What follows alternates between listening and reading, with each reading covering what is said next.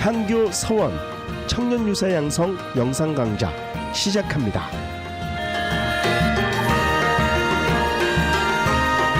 제1강 한국의 유교 건축 천득영 강사님을 소개합니다. 여러분 안녕하세요. 저는 전남대학 건축학부의 천득영 교수입니다. 여러분들과 유교 건축에 대해서 살펴보도록 하겠습니다. 제가 이제 타이틀을 어떻게 할 것인가를 고민을 많이 했었죠. 유교 건축은 선비들의 공간이고 그곳에서 이루어진 규범이나 행동 이런 것은 예라는 어떤 단어로 제가 축약을 해 보았습니다. 그럼 구체적으로 건축이니까 어떤 모습들이 있고 그곳에서는 어떤 예들이 수행되는가 이런 것에 대해서 살펴보도록 하겠습니다. 자, 맨 먼저 유교라는 건 뭘까요? 여러분 너무나 잘 아시죠? 불교, 기독교, 이슬람교와는 좀 다른, 그러니까 내세보다는 현세적, 신보다는 자기 수행적, 수양적 이상을 추구하는 것이죠. 중국 춘추 시대에 공자가 체계화한 사상으로서 유학, 이를 통칭하여 유교라고 하죠. 자, 유교의 기본 원리는 윤리로서 기본 윤리가 삼강오륜이죠. 삼강오륜. 군신 간의 관계, 또 부자 간의 관계, 또 부부 간의 관계 이런 것들을 통칭하는 것이고, 오륜으로서는 장유, 나이 든 사람과 젊은 사람, 그다음에 친구들과의 관계를 설정하고 이걸 따르고 이걸 하나의 규범화하는 게 유교라고 하는 것이고, 유교 건축이라는 것은 이런 것들이 이루어지는 물리적인 공간을 유교 건축이라고 칭하는 것이죠. 자, 세종 때는 구체적으로 삼강을 수행, 실행하는 어떤 규범들을 국민 대중을 위해서 그림으로 그리고 이걸 국민들한테 보여줬던 그런 예들이 있죠. 이게 삼강 행실도이죠. 삼강 행실은 구체적으로 언제 누가 왜 만들었고 이런 것들은 무엇을 찾기 위해서 만든 것인가에 대해서 좀 써 놓았습니다. 자, 예법과 도를 지키는 선비. 그러니까 유교에서 가장 기본이 되는 자들이 선비이지 않겠어요? 선비. 그러니까 선비는 어때야 된다? 도학, 즉 의리를 사회생활에서 몸소 실천하고 정신적으로 무장되어 있는 이들을 우리는 선비라고 칭하는 것이죠. 선비들이 만나고 서로 교류하고 지내는 공간을 가리켜서 우리는 유교 건축이라고 하는 것이죠. 자, 선비들의 삶은 결국은 지조를 지킨다는 것이었죠. 제가 여기 있는 여러 가지 글 중에서 좀 나름대로 좋았던 글들을 이렇게 뽑아 보았습니다. 기회 되시면은 이걸 한번 읽어보시길 권하고, 오늘 시간이 없기 때문에 이를 설명하지는 않겠습니다. 다만 유교 건축의 기본이 되는 주체는 결국은 삼강과 오륜이고, 이걸 실천하는 자들이 선비들한 그런 얘기를 하고 싶은 것이죠. 선비의 대표적인 인물들, 심지어 나무를 지칭하는 경우도 있었어요. 자, 우리 지역을 대표하는 어른들로서 남도의 선비, 눌제 박상을 비롯해서 그 위로 왕인, 장보고, 도선 이런 분들을 얘기를 하고 그들로부터 이제 뿌리가 이어졌다라고 얘기를 할 수가 있는 것이죠. 자, 전통 건축 중에서 불교 건축, 또 유교 건축, 예를 들면 주거 건축 이런 얘기를 종교나 장르별로 나눌 수가 있겠죠. 그래서 유교 건축은 결국은 우리가 지켜야 할 윤리적 규범, 도덕적 규범을 교육적으로 수용하고 실천하는 공간으로서 유교 건축이라고 할 수 있고, 아까 말씀드린 대로 삼강과 오륜, 관, 혼, 상제, 그리고 주자가 얘기하는 가례, 이런 것들이 이 유교 건축에서 실행된다는 얘기를 할 수가 있는 것이죠. 여러분, 붉은 글씨로 아래 써놓은 것들이 있죠. 유교 건축이라는 것은 조선시대의 중앙의 성균관과 사부학당, 그리고 지방의 각 고을에 설치된 문묘, 문묘라는 것은 향교를 지칭하죠. 향교가 대표인 것이고, 이건 이제 관악이죠. 그리고 사학 교육기관인 서원이나 정사, 사우, 서당 등 이런 것들을 우리는 통칭하여 유교 건축이라고 하는 것이죠. 자, 그럼 구체적으로 어떤 모습인가를 한번 살펴보도록 하겠습니다. 서울의 성균관과 사부학당. 성균관 그러면 지금으로 따지면 아마 서울대학 수준, 사부학당 그러면은 국가에서 경영하는 고등학교 수준 정도가 되겠습니다. 그러니까 동서남중에 학당이 있는 것이죠. 북쪽에는 없었죠. 중등 정도, 고등과 대학이 또렷하게 구별이 안 돼 있기 때문에 서울의 성균관과 사부학당이 유교 건축의 가장 대표적인 것이고 중앙에 있는 시설이죠. 성균관, 사부학당. 성균관이라는 게 뭘까요? 즉 공자님을 모시는 문묘 공간이 있고, 그리고 나머지 공간은 지방의 자제들이 초시 합격해서 생원이 되고 성균관에 입학해서 국가의 동량이 될 그런 준비를 하는 것이죠. 그래서 과거에 급제하면은 이제 벼슬길에 나서서 국가를 이끌게 되는 관료들이 되는 것이죠. 즉 성균관이라는 것은 공자님을 모시는 문묘, 즉 제사를 지내는 공간, 그리고 사부학당에서 교육시켜서 뽑힌 자들을 성균관의 명륜당에서 교육을 시키는 그런 공간, 이런 것들을 우리는 성균관이라고 하는 것이죠. 자, 성균관은 대성전과 명륜당으로 나눠져 있고, 이 배치를 보면은 대개 이런 모습으로 나눌 수 있는 것이죠. 앞쪽에는 대성전을 비롯한 제사를 모시는 공간, 뒤쪽으로는 명륜당과 동서제에서 강학, 즉 교육시키는 공간으로 나눌 수 있죠. 이렇게 제사를 지내는 공간과 학교, 즉 국가에서 경영하고 교육시키는 교육 공간이 두 개가 앞과 뒤쪽에 따로 있는 것이죠. 실제적인 평면의 모습, 또 하나는 투시도적으로 위에서 바라볼 수 있게 해놓은 것이죠. 그렇다면 이런 문묘, 즉 성균관은 어디에서 뿌리를 하고 있을까요? 결국 유학은 중국 아닌가요? 그러니까 중국의 문묘도 우리의 문묘하고 비슷하게 되어 있습니다. 맨 오른쪽에서 보면은 영벽에서 대성문, 그 다음에 대성전을 거쳐서 대성전으로 오죠. 그리고 명륜당이라는 곳이죠.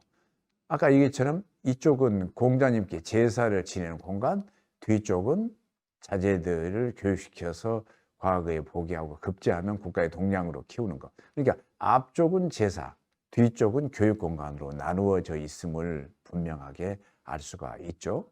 이것은 결국은 중국의 모델인 것이고, 이런 모델을 우리가 받아들인 것이죠. 자, 대지 단면도의 입장에서 밑에서 이렇게 올라가면서 이루어져 있죠. 중국은 평지적이기 때문에 플랫하게 높낮이가 많지는 않아요. 근데 우리는 아무래도 경사지기 때문에 앞쪽에는 교육 공간, 뒤쪽에는 제사를 지내는 공간이 많아요. 그러나 나주나 전주 향교 같은 경우는 오히려 앞쪽이 제사를 지내는 공간, 뒤쪽이 교육시키는 공간, 즉 전묘 후학의 공간으로 나눠져 있죠. 근데 중국의 경우는 앞쪽에 제사를 지내는 곳, 뒤쪽에 교육시키는 공간으로서, 그 이유는 대지적 조건이 평평하기 때문에 그렇습니다. 어떻든 우리의 향교는 중국의 영향을 많이 받았다. 진입 공간이 있고요, 제사를 지내는 공간이 있고, 그리고 교육시키는 강학 공간이 있고 또 그들이 생활을 하는 공간이 있겠죠. 계속해서 교육만 받은다거나 뭐 제사를 지낸다거나 이러진 않지 않겠어요. 그래서 거기에 관여하고 또 와서 교육을 받고 하는 이들이 생활을 하는 그런 공간들이 더불어서 함께 있는 것이죠. 자, 우리의 경우를 좀 구체적으로 살펴보겠습니다.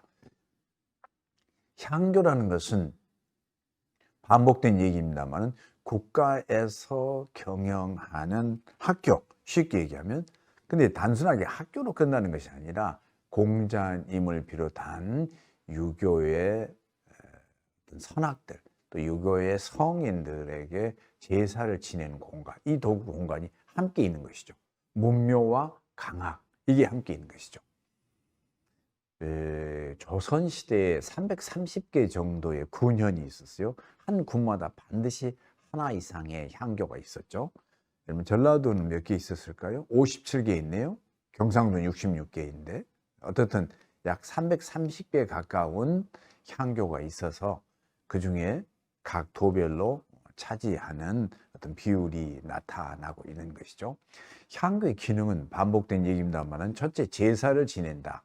유학의 소년들에게 봉사, 즉 제사를 지는 곳. 두 번째는 교육을 시키는 인재 양성 공간, 그리고 지역사회 민풍 교화를 시키는 그런 기능이 있죠. 이 세 가지 기능이 함께 있는 것이죠. 제사, 교육, 지역사회에서 지역사회인들에게 어떻게 모범이 되어준다거나 그들이 잘못 가는 일들이 있으면은 그들을 훈육을 한다거나 이런 기능들을 향교에서 했죠. 교생의 신분은 누구일까요? 15세부터 60세까지. 너무 60세는 나이가 사실 많죠. 그러나 과거에 급제하지 못한다거나 또 개인적인 일이 있을 때는 기본적으로는 60세까지로 교생의 신분을 두었습니다. 근데 60세까지 두다 보니까 좋지 않은 문제도 발생했죠. 국가에서 반드시 해야 될 군역 같은 것들을 여기서 면제를 해주기 때문에 소위 군대를 안 간달지 이런 일들이 벌어졌죠.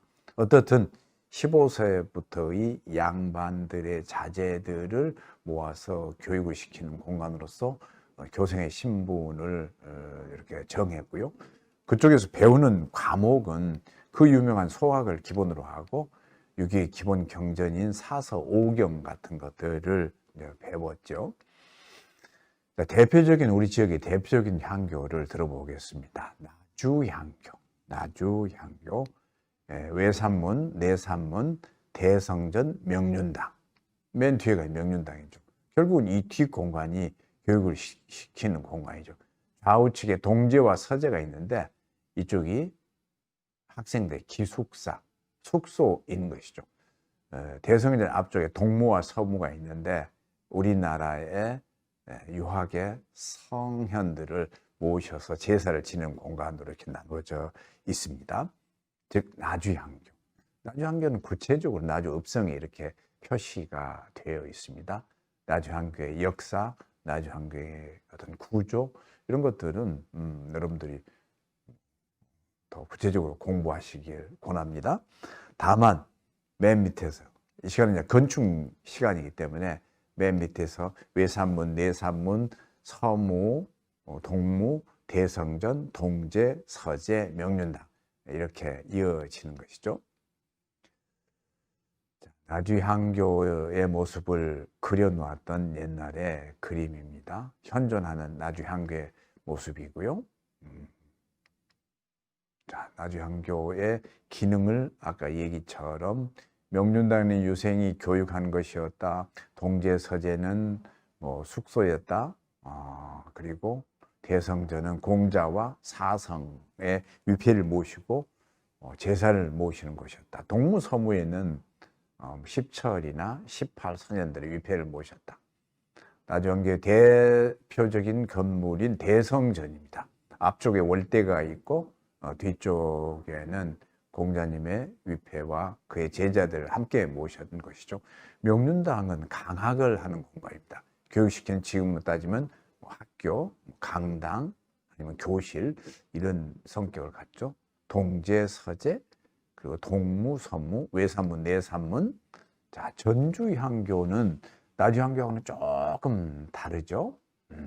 전주향교.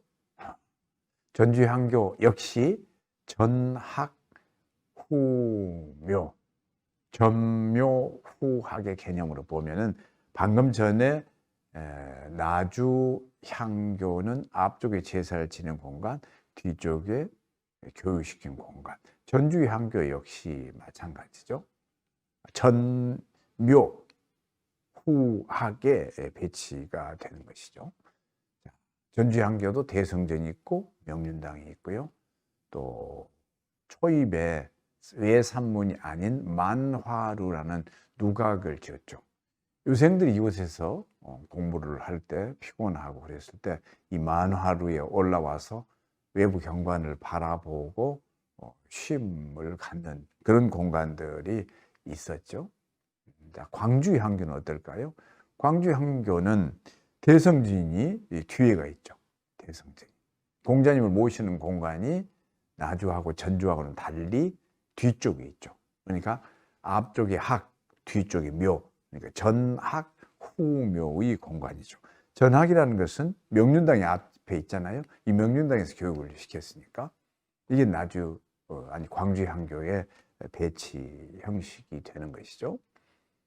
자, 광주향교는 경사지에 있어요. 따라서 경사지는 뒤쪽에 있는 것이 권위가 더 높은 건물이 되죠. 앞쪽은 교육, 뒤쪽에는 제사를 지내는 공간으로서 이렇게 경사지에 건물을 적절한 위치에 적절하게 단을 만들어서 그곳에다가 건물들을 배치하는 것이죠. 자, 우리는 첫 번째 나주, 그 다음에 전주, 광주 향교의 배치 형식에 대해서 살펴보았고, 건물들의 종류가 이러이러한 것이 있었고, 그런 건물들은 어떤 기능을 하고 있는가를 살펴보았습니다. 자, 광주향교의 대표적인 건물인 대성전, 명륜당, 서무, 동무, 동제, 서제, 양사제, 비각, 내산문, 외산문 이런 건물도 있죠. 문해제나 충효회관은 나중에 지어진 건물이죠.